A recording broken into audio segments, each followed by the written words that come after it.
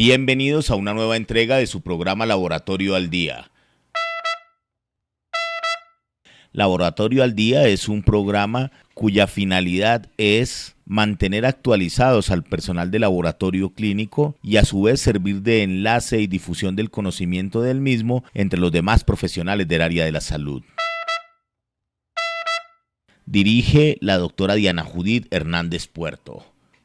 En esta oportunidad presenta como invitado especial a la doctora Carmenza Rocío Garzón Barajas, médico y cirujano, líder en el estudio piloto a nivel nacional e internacional para la detección temprana, manejo y tratamiento de la enfermedad de Chagas. Bienvenidos todos.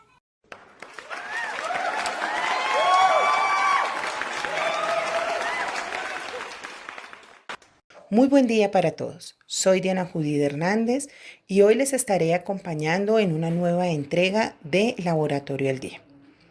Para nuestro programa del día de hoy tenemos a la doctora Carmenza Rocío Garzón Barajas. Ella, médico y cirujano, quien se desempeña como médico de atención externa desde hace 10 años en el Hospital San Antonio de Soata, Boyacá, con una amplia experiencia en atención y manejo de pacientes con enfermedad de Chagas.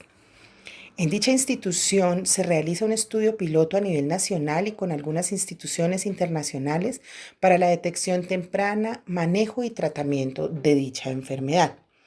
Además, este municipio es uno de los municipios de nuestro país en los cuales se ha podido erradicar una de las especies del vector que transmite la enfermedad del Chagas. Doctora Rocío Garzón, es para nosotros un honor tenerla hoy como experta en nuestro programa. Bienvenida. Doctora Diana, muy buen día. Muchas gracias por la invitación a este programa de CM Online. Es para mí un gusto poder ser parte de la transmisión de Laboratorio al Día con este tema tan interesante como lo es la enfermedad de Chagas. Doctora Garzón, cuéntenos qué es la enfermedad de Chagas. Bueno, la enfermedad de Chagas es una de las enfermedades transmitidas por vectores de mayor importancia en salud pública en el país, teniendo en cuenta que sus manifestaciones se presentan más que todo en la fase crónica, representadas pues por cardiopatías que generan bastante gasto a la salud pública y además que también pues van a generar una alta mortalidad.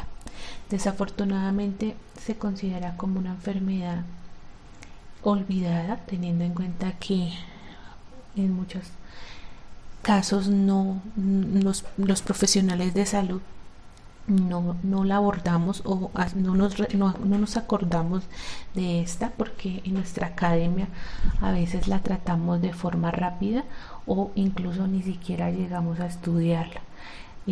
También la ciencia pues no ha invertido recursos para el estudio más a fondo del comportamiento de la enfermedad. Las empresas farmacéuticas tampoco se han interesado por buscar tratamientos nuevos para la enfermedad, y pues también los gobiernos no le han invertido dinero a las poblaciones que se ven un poco más afectadas por la enfermedad.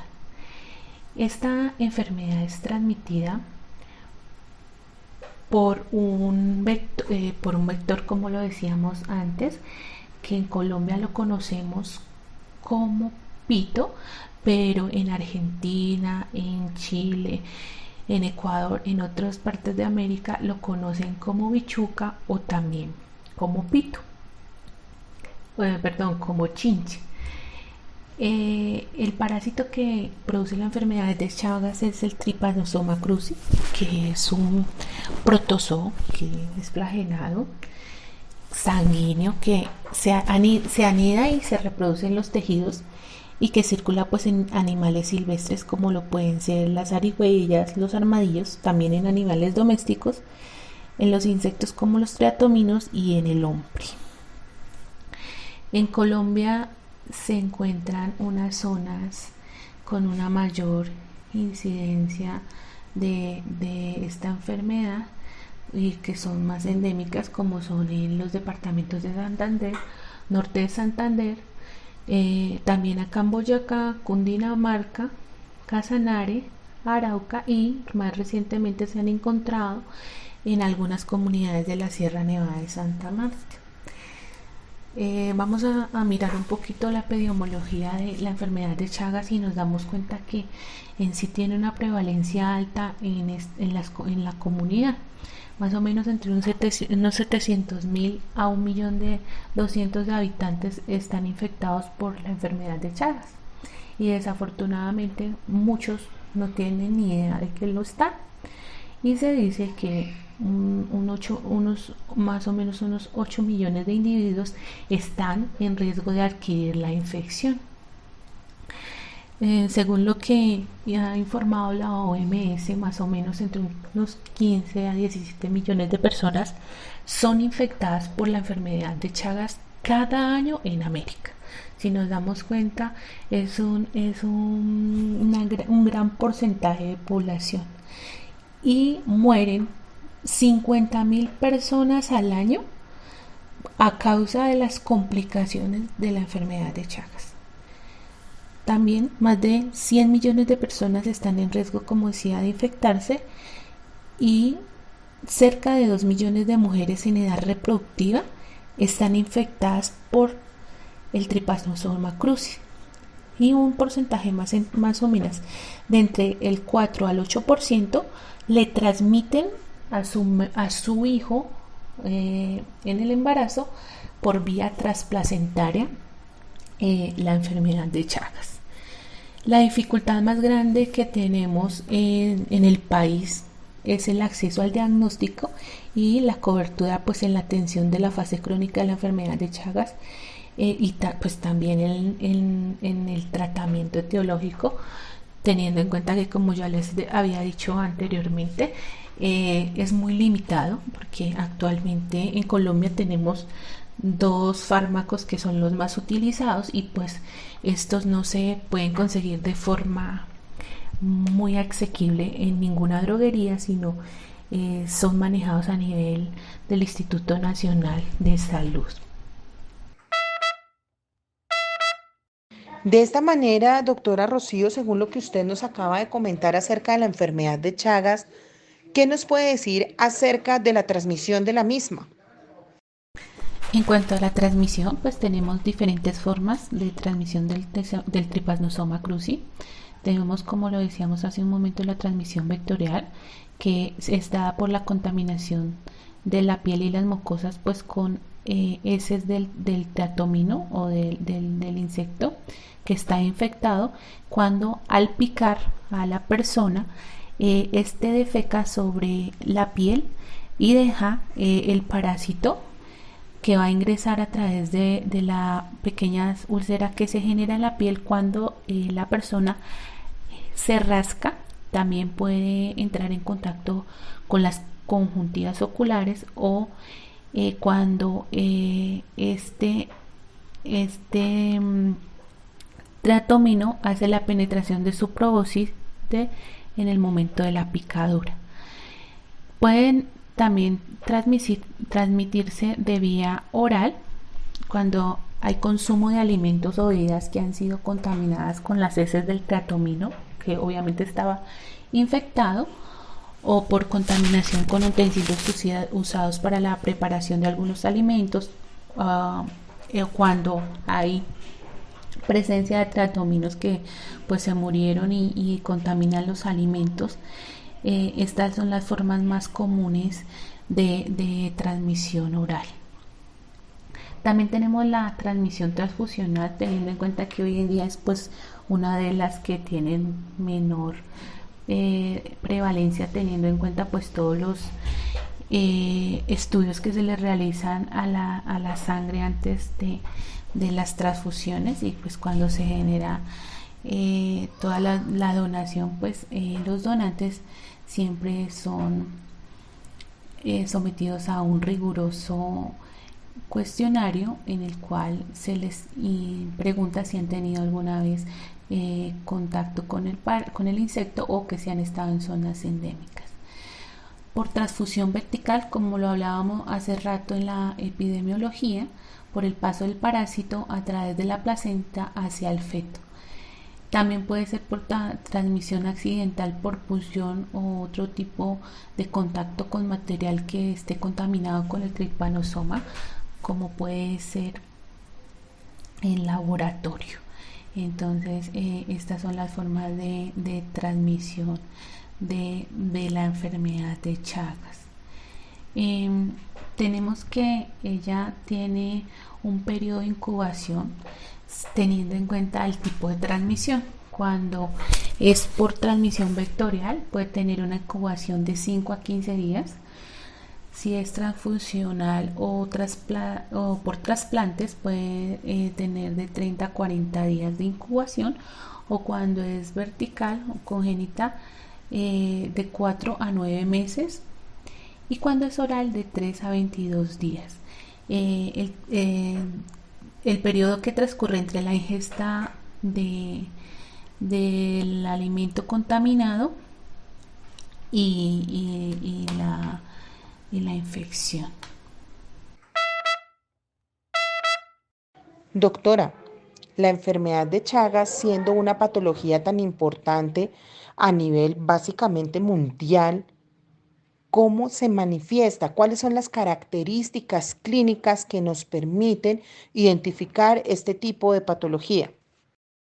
La enfermedad se manifiesta por medio de dos fases clínicas. Está la fase aguda y la fase crónica. Como hace rato lo decíamos, la fase aguda muchas veces pasa inadvertida, no se diagnostica a tiempo y pues evoluciona a fase crónica. ¿Cuáles las características clínicas que se pueden encontrar en la fase aguda?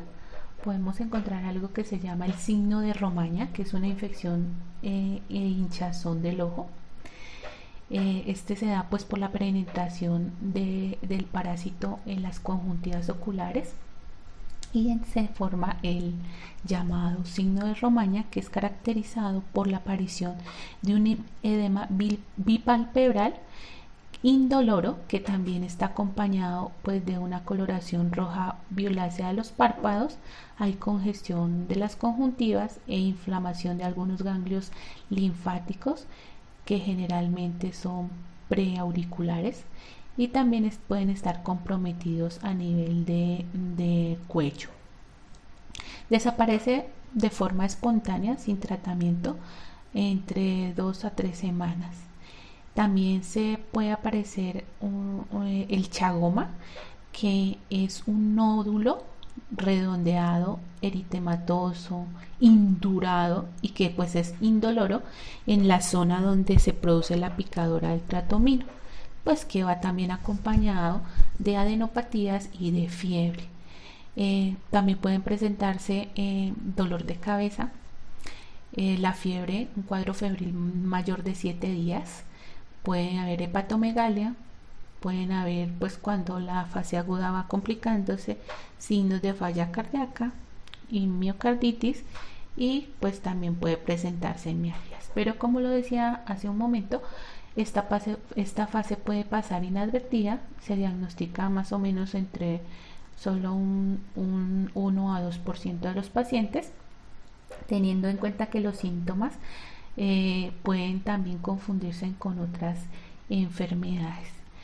En la fase crónica, pues que se produce después de muchos años de haber adquirido la enfermedad, puede pasar también inadvertida hasta que los pacientes empiezan a presentar problemas a nivel cardíaco, que es la afectación más común. Entonces empiezan con cuadros de dolor torácico, también empiezan a presentar signos de insuficiencia cardíaca pues congestiva por la dilatación y el crecimiento de las cavidades ventriculares, sobre todo.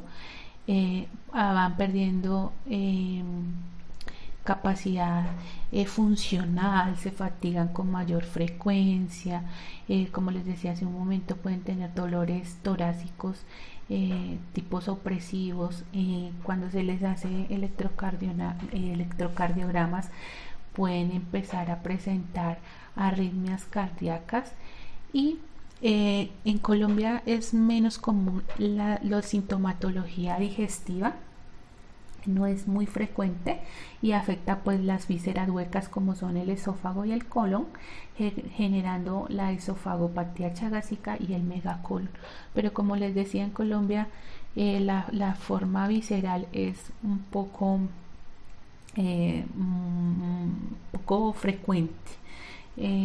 Si nos damos cuenta, la enfermedad de Chagas, por sus características en la fase aguda, pues puede considerarse que como otra enfermedad y no ser diagnosticada, y en su fase crónica pues va a presentar algunas afectaciones cardíacas que son comunes de otro tipo de patologías y que muchas veces tratamos al paciente sin tener la menor sospecha de que lo que el paciente tiene es una enfermedad de Chagas en fase crónica y que ha progresado a veces a la arritmia tan severa que lleva a los pacientes a que tener que ser usuarios de dispositivos como marcapasos, desfibriladores y demás. Desafortunadamente esto se debe, esta tardanza en el diagnóstico se debe pues al desconocimiento, como lo decíamos, y pues a la poca el poco conocimiento de la enfermedad. En cuanto al tema del diagnóstico específicamente por laboratorio, ¿se podría decir que este es el determinante para identificar esta enfermedad o tenemos otro tipo de diagnóstico, doctora? ¿Cómo nos podría usted colaborar ampliándonos esta información? En cuanto al diagnóstico, que en la fase aguda el método de elección ante la presencia de síntomas son los métodos de concentración, como está el Strut, que es la observación del parásito pues en el sedimento del suero sanguíneo después de que lo centrifugan, y el método microhematocrito, que es un método donde se carga con sangre varios capilares y se llevan a centrifugación en algunos minutos. Después se cortan los capilares y en la interfaz de los glóbulos del plasma se van a examinar en la lámina y la laminilla al microscopio, y pues estos son los más recomendados en la fase aguda. También tenemos muy escuchado el de gota gruesa o extendido, que nos va a permitir pues observar el parásito y definir qué es el trypanosoma pues por las características morfológicas, pero tienen una sensibilidad inferior a los anteriormente expuestos. El diagnóstico serológico es la esencia del diagnóstico en la infección en la fase crónica. Este es un método que se realiza por medio de la detección de anticuerpos IgM e IgG. Entonces la detección de anticuerpos IgG pues se hace en el diagnóstico como les decía, en la fase crónica. Se detectan anticuerpos IgG anti-trypanosoma cruzi. Se deben hacer por dos técnicas serológicas diferentes que tengan diferentes titulaciones para decir que el paciente está con hacer el diagnóstico de enfermedad de Chagas. Se pueden emplear ELISAs, se puede hacer una inmunofluorescencia indirecta o una hemoaglutinación indirecta. Se pueden utilizar cualquiera de estos.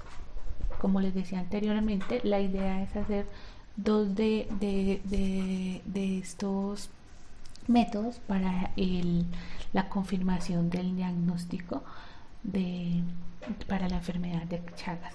La detección de anticuerpos IgM pues es una técnica compleja que no está en este momento disponible en Colombia.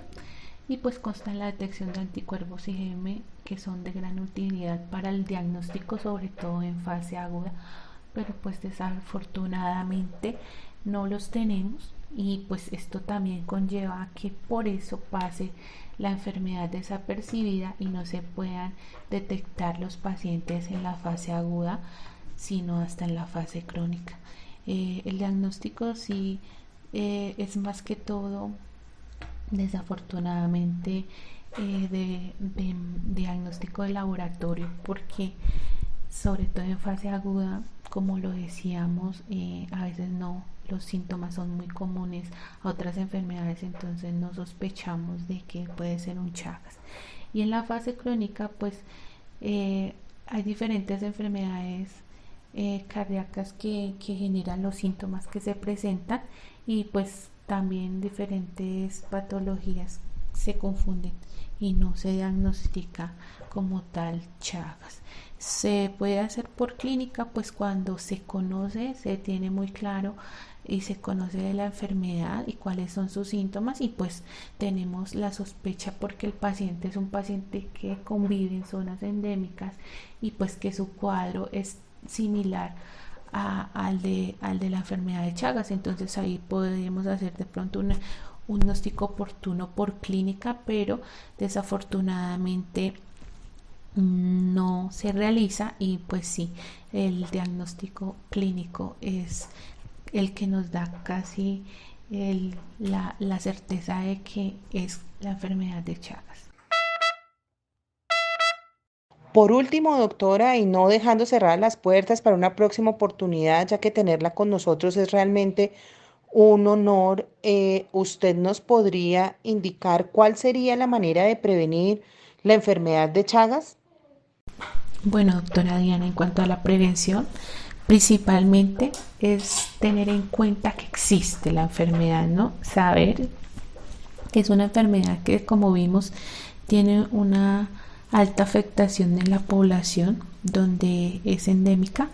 Entonces, primero que todo, conocerla, identificar el vector y hacer ese control del vector va a ayudar pues a que se disminuya la transmisión de la enfermedad, teniendo en cuenta que la forma vectorial es la mayor que se presenta. Entonces eso es como lo más importante, yo creo, para la prevención: es primero conocer que existe la enfermedad, ver cómo es la afectación en las personas, su sintomatología, su comportamiento, y pues entrar a intervenir el vector, y así vamos a disminuir pues la infección por este parásito y que pues se genere la enfermedad de Chagas y lleve a complicar a nuestras pacientes. También hay que tener en cuenta que algunos pacientes pueden pasar toda su vida asintomáticos, y pues desafortunadamente, como les decía, no se conoce muy bien porque el comportamiento de la enfermedad, pero muchos pacientes durante su vida no les va a generar ninguna afectación ni a nivel cardíaco ni a nivel visceral, y pueden tener la enfermedad, o sea, haber sido contaminados por el parásito, pero no desarrollar ningún tipo de sintomatología ni desarrollar ningún tipo de daño cardíaco. Las enfermedades transmitidas por vectores, doctora Rocío, son un tema apasionante. La enfermedad de Chagas, teniendo en cuenta nuestra geografía colombiana, es un tema bastante extenso, bastante de lo que hay para hablar. Realmente el tiempo es muy corto para lo mucho que tendríamos que conversar acerca de este tipo de temas. Agradecemos su invaluable presencia en nuestro programa, doctora, y esperamos contar con usted en próximas oportunidades. Doctora Diana, pues agradecerle su invitación, a todos los oyentes también por estar acá con nosotros. Muchas gracias, para mí ha sido muy gratificante. Espero que en una próxima oportunidad podernos nuevamente contactar. Les deseo a todos un excelente día. Muchas gracias. Y a ustedes, nuestra querida comunidad de profesionales de la salud de habla hispana, mil y mil gracias por acompañarnos siempre en este espacio de Laboratorio al Día. Un gusto. Hasta una próxima. Hola. Cápsula académica de laboratorio. Soy Diana Judith Hernández y nuevamente los estoy acompañando en nuestro espacio Laboratorio al Día en CME Online, la radio para los profesionales de la salud de habla hispana. Tocaremos hoy un tema básico, pero muy importante para el diagnóstico clínico de algunas patologías. Es el caso del examen general de orina o parcial de orina. Comencemos pues adentrándonos un poco en la explicación de lo que es el examen general de orina. Podríamos decir que es uno de los análisis de laboratorio más importantes, considerado como un examen de rutina. El médico lo solicita con muchísima frecuencia, pues brinda información general del estado de salud del paciente. La orina se ha descrito como una biopsia líquida, obtenida de forma indolora y para muchos la mejor herramienta de diagnóstico no invasiva de las cuales dispone un médico.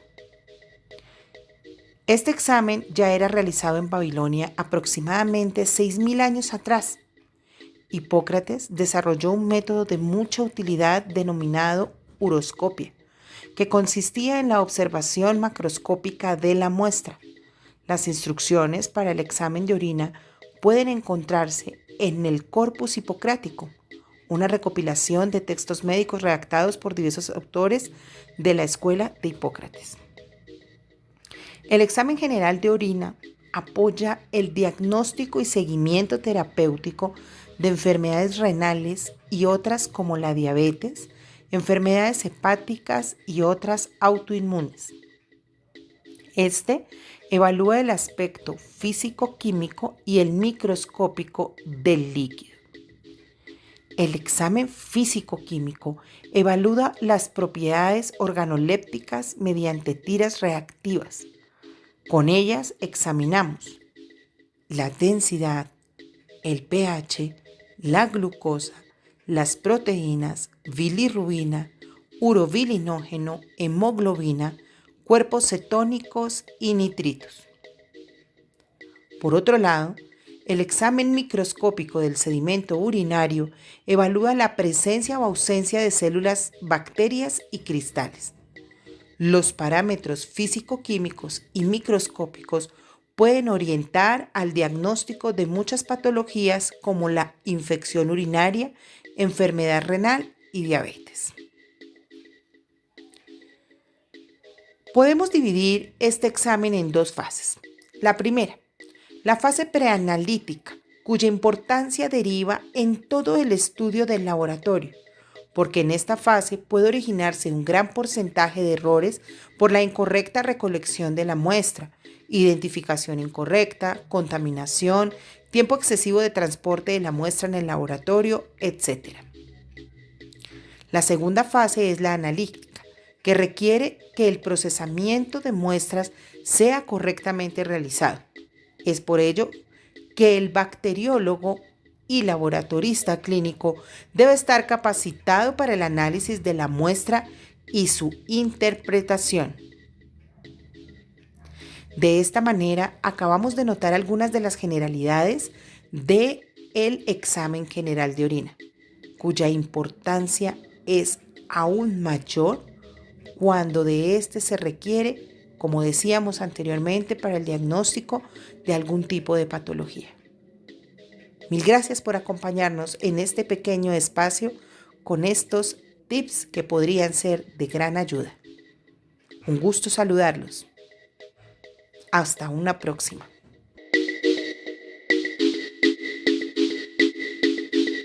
Y esto ha sido todo por hoy en su programa Laboratorio al Día.